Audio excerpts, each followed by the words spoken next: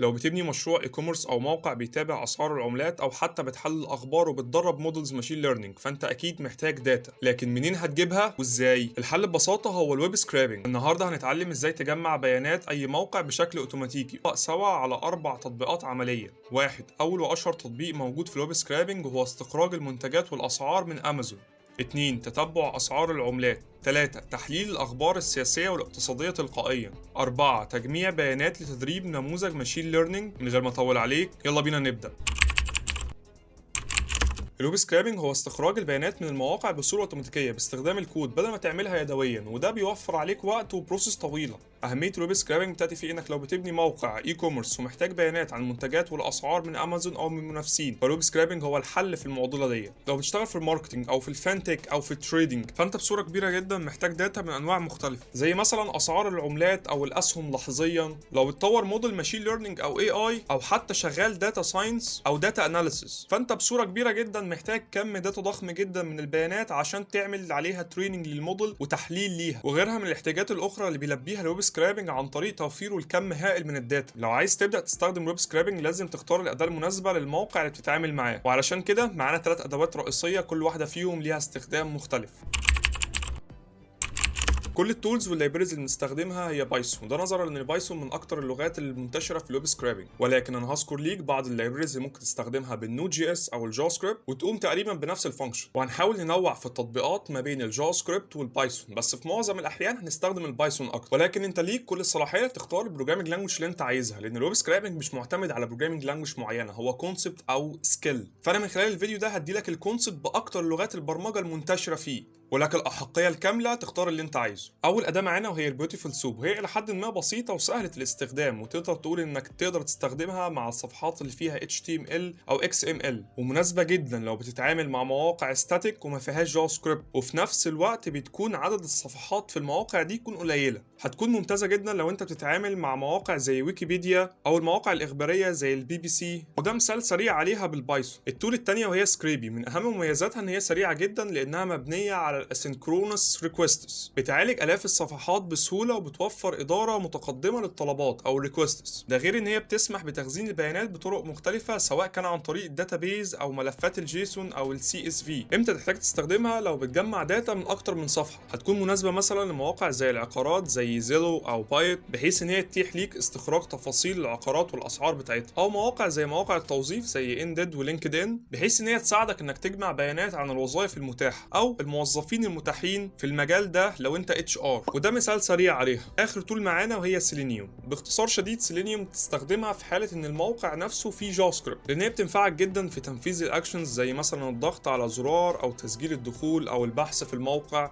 اي اكشن بتحتاج تنفذها في الموقع تقدر تنفذها لك، فلذلك هي مربوطه شويه بالجافا سكريبت والايجاكس. يعني اللي عايز اوصله لك ان مش شرط تكون البيانات موجوده فعليا في الاتش تي ام ال بصوره مباشره، ودي هتكون ممتازه جدا في مواقع زي امازون او فيسبوك او تويتر، بالاضافه لجوجل سيرش، وده مثال عملي بسيط عليه. يبقى خليني الخص لك الموضوع. انت هتستخدم البيوتيفول سوب في حاله انك بتتعامل مع صفحه واحده بس، وهتستخرج الداتا مباشره من ال HTML، وهتستخدم السكريبي في حاله انك بتتعامل مع اكتر من صفحه، وهتستخدم السيلينيوم في حاله انك بتتعامل مع موقع فيه جافا سكريبت، ودي بدايل برز بالجافا سكريبت. بص، في بعض التكنيكس المعينه بنستخدمهم لحل بعض المشاكل الموجوده عندنا في السكرابنج، واللي عايزك تكون فاهمهم كويس جدا قبل ما نخش على التطبيق العملي، لان هنستخدمهم كتير. اول مشكله واكتر مشكله هتواجهك وانت بتعمل سكرابنج لمعظم المواقع وهو التو ميني ريكوست سبان، واللي هي الحظر بسبب الطلبات الكتيره. بعض المواقع بترصد عدد الطلبات اللي بتيجي من نفس الاي بي خلال فتره زمنيه قصيره، لو العدد ده زاد عن حد معين بيتم حظر الاي بي مؤقتا او بصوره مستمره. اول حاجه وهي استخدام هيدرز مخصصه، ودي ببساطه ان احنا بنغير اليوزر ايجنت عشان الويب سيرفر ما يفهمش انك بوت، وانك بتعمل اتاك على السيرفر بريكوستات كتيره جدا، فعايز توقع السيرفر، فبالتالي هو بيمنعك. الحاجه الثانيه وهي تابعه للحاجه الاولى، وهي انك بتعمل ديلي علشان تقلل الضغط على السيرفر عن طريق التايم سليب. واخر حاجه وهي توزيع الريكوستس باستخدام بروكسي او في بي ان. المشكله الثانيه وهي التعامل مع المواقع اللي بتستخدم كابشا، واللي انا وانت عارفينها بنشوفها كتير، وهي ام نوت روبوت. الحقيقه ان هنا في طرق ملتويه كتير جدا ممكن تخليك تتغلب على حاجه زي كده، ولكن انا ما انصحش خالص بحاجه زي كده، وعايزك تبحث عن اي بي اي رسمي للموقع، مثال مثلا زي تويتر اي بي اي او جوجل سيرش اي بي اي. المشكله الثالثه وهي التعامل مع المواقع اللي بتغير الاستراكشر بتاع ال HTML بصوره مستمره، ودي بسيطه الى حد ما لانك لو بتستخدم السكرابي مش هتعاني خالص من المشكله دي، لكن لو بتستخدم حاجه زي بيوتيفول سوب هتعاني من المشكله دي. اخر مشكله تواجهك وهي ان في اساسا بعض المواقع بترفض فكره السكرابنج تماما، واي طرق لجمع الداتا عن طريق ملفات روبوتس دوت تكست هو بيعتبر انك اخترقت شروط الاستخدام. ساعتها بيكون في نوع من انواع الانتهاكات وممكن تتعرض لمساءله قانونيه. التطبيق هنعمله هو استخراج داتا للابتوبس موجوده على امازون. مش عايزك تشيل هم خالص الكود، كل الاكواد وحتى المديولز اللي هنستخدمها وحتى تقسيمه الملفات وشرح المشاريع هتلاقيها كلها على الجيت هاب، واللي هيكون اللينك بتاعه في الديسكربشن. اول حاجه هنعمل فولدر جديد وهنسميه ويب سكرابنج، وهنخش جوه الفي اس كود وهنعمل فولدر تاني وهنسميه امازون.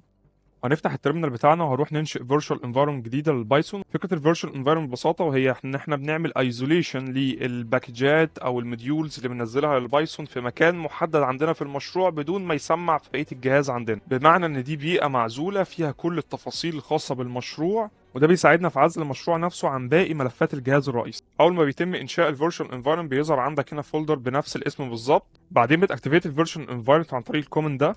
لو حصل مشاكل معاك ومرضاش ياكتيفيت، دي مشكله بتحصل ساعات في الفي اس كود، فبتستخدم كنترول شيفت بي فبتظهر معاك بعد كده سيلكت انتربريتور للبايثون، هتدوس انتر. بعد ما هتدوس كنترول شيفت بي هيظهر معاك كل الانفايرمنت الموجوده عندك. هتاكتيفيت الانفايرمنت اللي هي اصلا بنفس الاسم لحد لما يظهر شكل الانفايرمنت فوق كده في التيرمينال. كده هي حصل لها اكتيفيتد. الخطوه اللي بعد كده هننشئ فايل اسمه امازون، وده هيحتوي على كل الاكواد اللي هنحتاجها في البايثون. هنعمل امبورت لمجموعه من المديولز او اللايبريز اللي هنحتاجها. اول حاجه خالص ريكويستس، ودي مسؤوله عن ارسال اتش تي بي ريكويست. بعدين البيوتيفول سوب وكنا اتكلمنا عليها قبل كده. بعدين الجيسون لان احنا هنخزن بعد كده الداتا عندنا في ملفات جيسون. وبعد كده هنستخدم التايم عشان هنعمل ديلي، وراندوم هنستخدمها عشان احنا هنطلع الفيك يوزرز اللي هيحلوا لنا مشكله البان عن طريق الهيدرز. اول فانكشن هنبنيها وهي فانكشن بتطلع لي راندوم هيدرز. هنا بستخدم الراندوم عشان كل طلب يكون مختلف عن الطلب اللي قبله، وده بيخلي الفايل يتصرف كانه مجموعه من المستخدمين حقيقيين بدل ما كانه مجرد كود او بوت. الفانكشن اللي بعد كده مسؤوله عن ارسال الريكويستس واستخراج البيانات بالاضافه للتعامل مع الايرورز اللي هتحصل. اول حاجه هننشئ اري فاضيه هنحط فيها كل اللابتوبس اللي احنا هنعوزهم، او بلغه البايثون ليست. طبعا كمان شويه هنحل مشكله الخط الاصفر ده عن طريق ان احنا هننزل الموديولز بتاعتنا كلها. اول حاجه محتاج تشوفها وهو السورس او المصدر بتاعنا، هو عباره عن لينك من موقع امازون. خلينا اوري لك كده سريعا. هو ده كده فيه كل اللابتوبس اللي احنا هنسحبهم. خلينا اوري لك كده سريعا الداتا الموجوده كلها. الفاينل فيرجن بتاع الموضوع ده ان احنا هنجمع الداتا دي كلها في ملف جيسون، وبعد كده هنبتدي ان احنا نعرضها في ملف HTML عن طريق الجافا سكريبت بالفيتش بالمنظر اللي انت شايفه ده كده. طيب هنكتب كود هيعمل لوب بسيط بس على فكره ان احنا عندنا كل صفحه في امازون عندها رابط فريد او مميز ليها بيحتوي على رقم من الصفحه، عشان كده هنغير البيجز ديت، هنخليها كل مره بتتغير القيمه بتاعتها. بعدين امازون عندها حمايه قويه ضد الويب سكرابنج، لذلك هنزور الصفحه الرئيسيه الاول قبل ما نروح لنتائج البحث مباشره عشان نجيت الكوكيز زي اي مستخدم حقيقي. بعدين هنعمل ديلي بسيط عشان نتجنب فكره البان او البلوك. بعدين هنبعت الريكوست، ولو الستاتس كود اللي راجع 200 يعني سكسسفول هتنده على بيوتيفول سوب، وبعد كده تعمل لنا بارس للداتا. طيب احيانا امازون بتطلب منك ادخال كود عن طريق الكابشا، لما يلاحظ انك بوت وبتكرر الريكوست كل شويه. حل الموضوع ده ان انت هتستنى من 30 ل 60 ثانيه قبل محاوله مره ثانيه. بعدين هتبتدي تستخرج كل التفاصيل والبيانات والداتا. اول حاجه خالص هتسلكت التايتل، بعدين البرايس بتاع الاليمنت، بعدين اللينك بتاع الاليمنت نفسه، ثم في النهايه خالص هتبوش الكلام ده كده كله في الاري اللي كنا لسه عاملينها فوق وكانت فاضيه. طيب else انا كنت ده في حاله ان انا برجع ستاتس كود 200، يعني في حاله ان الريكوست سكسسفول. طيب في حاله ان الريكوست ده فشل ورجع لي مثلا 500 او 400، فساعتها انت هتستنى فتره زمنيه من 60 ل 180 وبعد كده هتكرر البروسيس دي تاني. طيب كررت العمليه دي 3 مرات زي ما ذكرنا في الفانكشن فوق. الليميت بتاعي كان 3. بعد ما كررتها 3 مرات وبرده رجع لي فيلد ريكوست، اذا خلاص الصفحه دي مش شغاله، وهيرجع لي في النهايه خالص في التيرمينال ان هي كانت ايه فيلد تو اكسس بيج، عشان ما يطولش في البروسيس وهي اصلا الصفحه فيها مشكله او مش شغاله. في النهايه خالص الفانكشن هترترن الاول لابتوبس اللي احنا جبناهم. طيب الخطوه اللي بعد كده ان احنا هنروح نستخدم او نخزن في ملفات الجيسون. هنعمل فانكشن مخصوص خاصه بالموضوع ده، وهتكون بالشكل ده. تفتح ملف الجيسون بترايت فيه وبتكتب لي في النهايه خالص ان هي عملت سيف للداتا. بعد كده هعمل المين فانكشن اللي هنده فيها على كل الفانكشنز اللي احنا استخدمناها ديت. وما انساش طبعا قبل ما اروح اعمل ران او اي حاجه خليني الاول اخش جوه الفولدر بتاعي cd امازون. بعدين هعمل بيب انستول لكل الموديولز او الباكجات اللي انا محتاجها عشان ينزلوا في الفيرتشوال انفايرمنت زي ما اتفقنا في اول الفيديو. زي ما انت شايف كده الصفار اللي كان موجود على اللايبريز او المديولز راح خلاص بسبب ان احنا كان ناقصنا بس ان احنا نعمل لها انستولينج. بعد كده هعمل ران الملف البايثون بايثون امازون دوت باي بالشكل ده. اول حاجه خالص بيقول لي ستارت امازون لابتوب، بعدين سكسسفول ان هو تارجت اول بيج وعمل اكستند الاثنين من ال 22 من البرودكت، بعدين سكسسفول لتاني بيج وجاب 19 برودكت منها، واخر حاجه خالص بيقول لي داتا سيفد في ملف الجيسون زي ما كان موجود في الفانكشن بتاعت كده. الفانكشن بتاعت ملف الجيسون اشتغلت وما فيهاش اي مشاكل خالص. خلينا نشوف كده الداتا الموجوده في ملف الجيسون اهي كلها، عشان هبتدي احط فيه كل الداتا بتاعتي بحيث ان انا اظهرها كيو اي وكده. وهستخدم الفيتش في الجافا سكريبت والذن والكاتش بحيث ان انا اقدر ان انا اجيب كل الداتا من ملف الجيسون بصوره دايركت كده. كل الداتا اللي بتسمع في ملف الجيسون بتسمع عندي في الفرونت بتاع او الملف ال HTML البسيط ده. خلينا نشوف كده الشكل العام بتاعها. ممكن نغير اي حاجه بحيث تتاكد برضو ان كل حاجه شغاله تمام. نقول مثلا هنا باك تك كتبناها في التايتل ونكتبها تحت برضو هنا في الهيدر تحت عشان تبقى كل حاجه زي ما احنا حاسبينها بالظبط. خلينا نشوف كده اهو باك تك وفوق باك تك برضو. طيب في شويه حاجات هتلاحظها، وهو ان في بعض الحاجات هو ما جابهاش زي الهيد الموجود ومثلا بعض الاسعار مش جايبها. ده بسبب ان احنا ما تارجتناش الاليمنتس بصوره مظبوطه. يعني هتلاقي هنا مثلا ان احنا لو رحنا على الصفحه نفسها، ان خد بالك انت وانت بتارجت الاليمنتس لازم بتارجتها على حسب المكان بتاعها فين في الصفحه. فخلينا نبص كده على امازون سريعا. طيب بص، لما تحاول تركز كده على التايتل نفسه هتلاقي ان التايتل موجود فيه H2 بعدين سبام. الغلطه اللي احنا عاملينها هو ان احنا ضايفين هنا خلينا نجرب نران تاني كده، وبعد ما اخلص خلاص وعمل سيف خلينا اوري لك كده الشكل بتاعنا في النهايه خالص. ادي كده رجع التايتل بتاعنا كمان نفس الفكره خلاص. ونفس الغلطه اللي احنا عاملينها برضو هنا في ال H2 هنا لو شلنا بحيث يجيب اللينكات بتاعه الاليمنتس نفسها كلها. وبرضو لما تجرب تران هيشتغل معاك بحيث لما تدوس عليه هيودي لك دايركت على البرودكت نفسه او اللابتوب نفسه. وبكده نكون خلصنا التطبيق الاولاني لجمع الداتا من امازون. وبنفس الطريقة بالظبط هنعمل بعد كده تطبيق لجمع البيانات الإخبارية. هنزود بس حاجة بسيطة خالص إن هي تكون updated، يعني كل مرة يحصل تحديث للأخبار. خليني أوري لك مثال بسيط بعد ما خلصنا الفاينل فيرجن. ده موقع لليوم السابع، طبعا انت ممكن تستخدمها على مواقع زي BBC او اي موقع من المواقع الشهيرة، مش هتفرق. طبعا احنا لسه عاملين الحوار على امازون فعادي ينفع مع اي ويب سايت، يعني مش هتفرق خالص. بس احنا بنحاول لحد ما ان احنا ننوع في التطبيقات. خلينا اوري لك الفاينل فيرجن. في النهايه خالص احنا محتاجين نجيب اسم الارتكل، محتاجين نجيب المصدر بتاعه، محتاجين نجيب المحتوى بتاع الارتكل نفسه او الخبر نفسه. وطبعا دي شويه UI بسيطه. اول حاجه هنعمل فولدر خارجي وهنسميه نيوز. جوه الفولدر بنفس الستبس هنعمل برضو news.python كلها من اليوز اللي انت شفتها في التطبيق اللي فات ما عدا الديت تايم، ودي بنستخدمها عشان نسجل الاوقات الاخباريه زي ما وريتك هنا كده بالظبط. اول حاجه هنعملها بعد كده هنروح نتارجت الويب سايت بتاعنا، ادي السورس، بعدين فانكشن الجيت ارتكلز نفس الفكره بالظبط مستخدمين بيوتيفول سوب. هتعمل بعد كده بارس ال HTML، وفي حاله ان الكود رجع ستاتس كود غير 200 فهيرجع لي الريسبونس ده بس في التيرمينال. هنا بنسلكت التايتل والكونتنت وكل التفاصيل بتاعت الارتكل بالاضافه حتى للمصدر الموجود. في النهايه خالص بنعمل فانكشن السيف بتاعت ملف الجيسون اللي هتفتح ملف الجيسون وهتكتب فيه. بعدين بننده على كل الفانكشنز ديت. اول حاجه خلينا نخش جوه الفولدر بتاع نيوز cd نيوز. بعد كده هنشغل الكود بايثون، عمل لي اناليسز. بعد كده هنشغل الملف الجيسون اتفقنا عليه. حاليا في خبر واحد بس موجود على الموقع النهارده. الخطوه اللي بعد كده هننشئ UI بسيط زي ما اتفقنا، هنعرض فيه بس المحتوى بتاع ملف الجيسون بنفس الطريقه بالظبط. هنعمل فيتش للداتا من ملف الجيسون. خلينا نرن. ادي التفاصيل بتاعت الخبر، لو دوست عليها هيوديك على طول على اليوم السابع. طب لو عايزين نأكد على فكرة إن الخبر بيتم تحديثه بصورة مستمرة، خلينا نروح كده على اليوم السابع. هتلاقي إن الخبر آخر خبر منزلينه هو العالم هذا الصباح، وإحنا آخر خبر عندنا وهو ميدان رمسيس. خلينا نشوف كده لو عملنا أبديت أو تحديث للكود عن طريق إن إحنا عملنا رد مرة تانية للكود، المفروض إنه هيجيب برضو آخر الأخبار الموجودة وهيضيفها في ملف الجيسون بالشكل ده. فبالتالي هي هتسمع عندنا. خليني اوريلك في شكلها في ال HTML اهو بالمنظر ده كده. في التطبيق اللي جاي هنعمل تتبع لاسعار العملات لحظيا، بس المره دي هنعمله بالجافا سكريبت. هنحاول نستفيد اكتر في الشرح عشان نوضح اكتر اللايبريز الموجوده في الجافا سكريبت. طيب هنبني مع بعض تطبيق لتتبع اسعار العملات.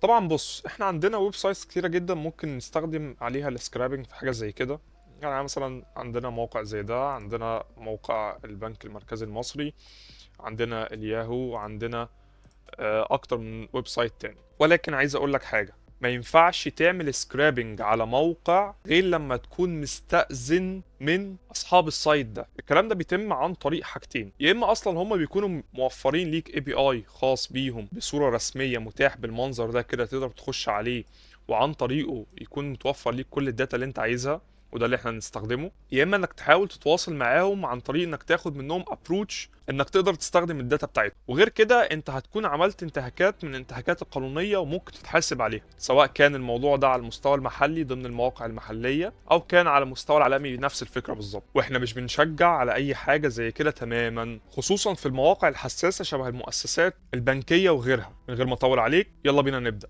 اول حاجه نعمل فولدر جديد وهنسميه currency tracker. هننشئ جوه ملف الجافا سكريبت بتاعنا. طبعا كالعاده هننشئ ملف HTML بتاعنا برضو بالمره. اول 3 لايبريز هنستدعيهم هو اكسيوس وFS وباس. اكسيوس دي مكتبه بتساعدنا ان احنا نعمل طلبات HTTP ريكويست بسهوله، ودي هتساعدنا ان احنا نعمل الريكويست بتاع الاي بي اي. الFS دي اختصار لفايل سيستم، ودي مكتبه موجوده اوريدي في النود جي اس بتساعدنا ان احنا نقرا الملفات بصوره كويسه عشان ملفات الجيسون وكده. الباس طبعا بسيطه عشان تقدر ان انت تحدد الباسز بتاعه الملفات في الكود عندك. دلوقتي هنحدد الاي بي اي اللي هنجيب منه الداتا، وكمان المكان اللي هنخزن فيه البيانات بتاعتنا هو ملف الجيسون. ومش بس كده، كمان هنعوز كمان نحدد الوقت او الفتره الزمنيه اللي بيتم فيها التحديث بتاعه الداتا بتاعتنا، نظرا ان احنا اتفقنا ان العملات دي هتكون بتتحدث بصوره تلقائيه طول ما الكود بيحصل له راننج في الخلفيه. ودي كده الفاريبلز اللي احنا هنحتاجها. دلوقتي هننشئ الفانكشن بتاعه الجيت كرنسي ريت اللي بتعمل الريكوست بتاع الاي بي اي بتاع البيانات. خلينا نشوف الفانكشن هنعملها ازاي خطوه بخطوه. هنا بنستخدم الاكسس جيت ونديها الاي بي اي بتاعنا عشان نطلب البيانات من الموقع، وبنستخدم الاويت عشان نستنى البيانات توصل قبل ما نكمل الكود، لان الطلب ده زي ما احنا عارفين بيحصل بصوره اسynchronous. ولما البيانات هتتجمع هنخزنها في الداتا. هنا نتاكد ان البيانات اللي راجعه مش فاضيه، لان ممكن يحصل غلط او خطا في الاي بي اي وما يرجعش بيانات، فلو البيانات مش موجوده الكود هيطبع رساله خطا وهيوقف البروسيس تماما. الخطوه اللي بعد كده ان احنا هنعمل كونفرت للاسعار بالجنيه المصري. البيانات اللي بترجع من الاي بي اي بتكون على شكل سعر الجنيه بالنسبه لكل عمليه. احنا عايزين نحسب العكس، سعر كل عمليه بالنسبه للجنيه، وده احنا بنعمله بان احنا نقسم 1 على السعر نفسه ونقربه لاقرب 4 ارقام عشريه عن طريق التو فيكس بالشكل ده. الخطوه اللي جايه هي مش لازمه، ولكن هي عشان وانت بتعمل ديباج ان احنا عايزين نطبع البيانات دي اساسا في الكونسول عشان نشوف الداتا دي عامله ازاي. اخر حاجه خالص بنقفل بعد التراي، بنقفل الكاتش عشان الفانكشن ونعمل الريتيرن بتاع الفانكشن ان هي ترجع القيمه بتاعت الكرنسيز. بعد ما جبنا الاسعار لازم نحفظ البيانات في الكرنسي ريت او ملف الجيسون اللي احنا اتفقنا عليه. هننشئ فانكشن جديده وهنسميها سيف جيسون بالشكل ده، وهتاخد مننا داتا. اول حاجه هننشئ البيانات، هتحفظ الوقت اللي تم فيه التحديث عشان نعرف الاسعار دي امتى اتسجلت. بعد كده الريت دي هنحط فيها الاسعار بتاعت العملات. واخر حاجه السورس او المكان اللي هنستخدم منه الاي بي اي.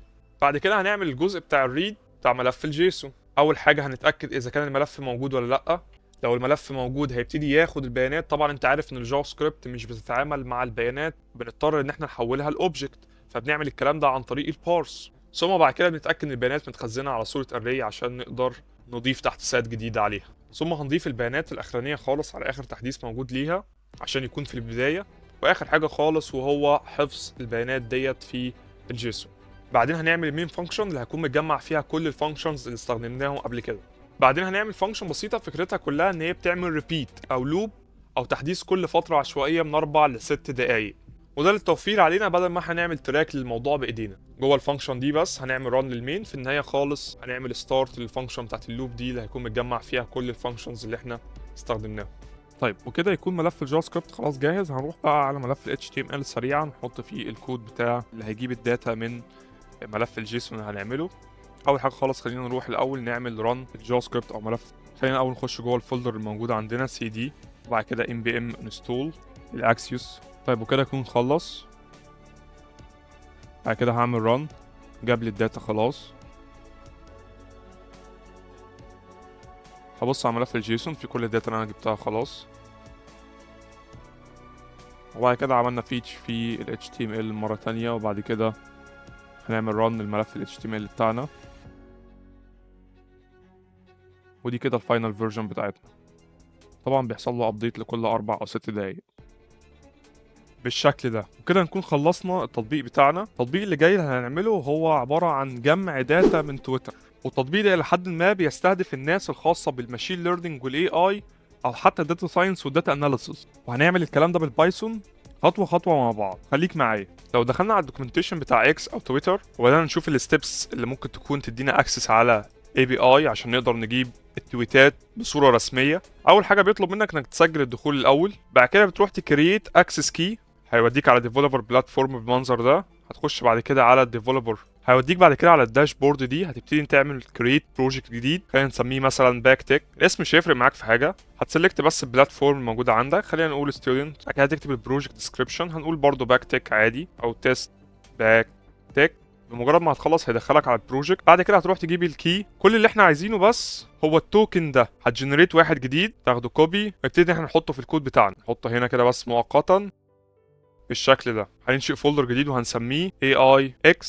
بعد كده هنعمل ملف بايثون بنفس الاسم بالظبط. خلينا نوقف اللي تحت ده، خلاص مش عايزينه او مش محتاجينه في حاجه.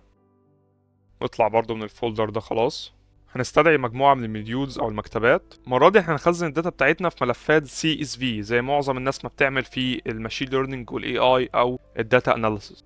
لذلك هنستخدم مكتبة بانداس، واللايبراري دي فكرتها كلها بتتيح ليك انك تتفاعل مع التويتر API عشان تستدعي البيانات نفسها. واخر لايبراري معانا فكرتها ببساطة ان انت بتنسق البيانات دي في صورة تيبلز عشان تقدر تعرضها في CSV. اول حاجة هنعملها هنخش الاول جوه الفولدر عشان ننزل المديولز دي كلها، هيبقى CD AI.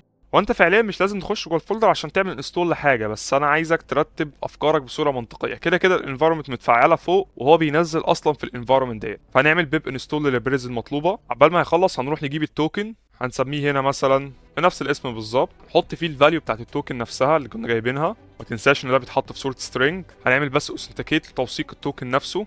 طيب هنستدعي ايه من البيانات بالظبط عشان يشوف هو هيبحث ازاي على الكويري اللي احنا هنتارجتها، لان احنا اكيد مش هنستدعي كل التويتات الموجوده على تويتر.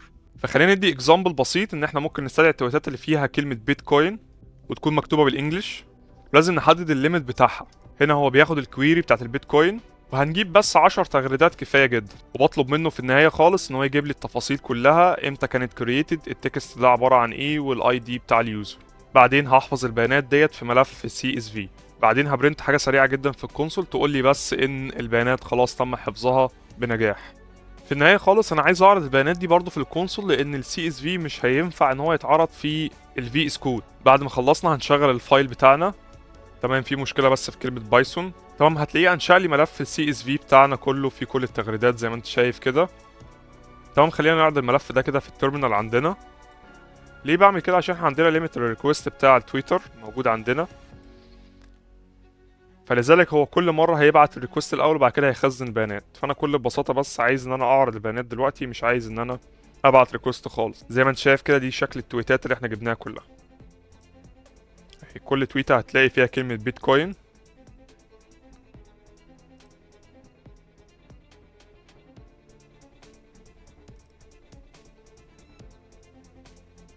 وهنا كمان هي بيتكوين. وبكده هنكون خلصنا التطبيق الرابع بتاعنا. دلوقتي بعد ما عرفت ازاي تجمع بيانات لاي مشروع، سواء تحليل اخبار، تتبع اسعار، او تدريب موديلات AI، لازم تعرف ان احنا مش بنشجع اي استخدام غير قانوني او غير اخلاقي للويب سكرابنج وغيرها من التكنيكس التانية. استخدم الويب سكرابنج بحذر والتزم بالقوانين، ولازم تكون مسؤول تماما عن طريقة استخدامك للمعلومات. وتأكد دايما انك بتلتزم بالشروط القانونية لكل موقع. بتراجع الروبوتس دي التكست كويس جدا، وشروط الخدمة اللي هي terms of service. اي استخدام غير قانوني او غير اخلاقي بيعرضك لمساءلة قانونية، وممكن يؤدي برضه لحظر حسابك ومنعك للوصول للموقع نهائيا. لو عندك اي استفسار اكتب لنا في الكومنتات، ومتنساش اللايك والاشتراك عشان توصلك فيديوهات اكتر عن الويب والذكاء الاصطناعي والماشين ليرنينج والبرمجة بصفة عامة.